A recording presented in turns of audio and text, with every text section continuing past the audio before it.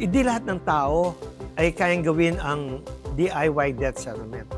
Alamin kung bakit mas pinili nila ang kumuha ng debt settlement services.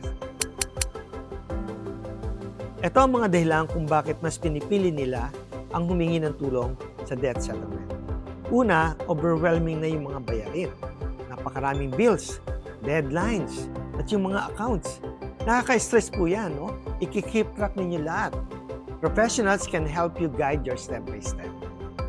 Nakaka-stress din ang pagtawag ng multiple collectors. Yung mga tawag na yan, yung mga emails, yung mga letters mula sa iba-ibang creditors, nakaka-exhaust po yan. Mas madali kung may suporta para ma-manage lahat ng communication. Hindi kaya ang pressure, isa pa to sa mga dahilan. Mas lalala kung ikaw ay nakikipag-negotiate habang ikaw ay emotional or stressed out.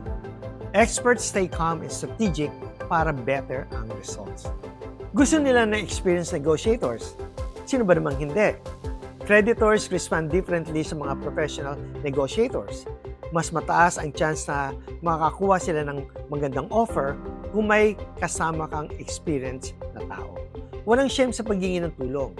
Debt is common sa American life, lalo na sa ating mga Filipino-Americans na may responsibility sa pamilya sa abroad o sa ating bayang Pilipinas. Get your support now through Financial Rescue.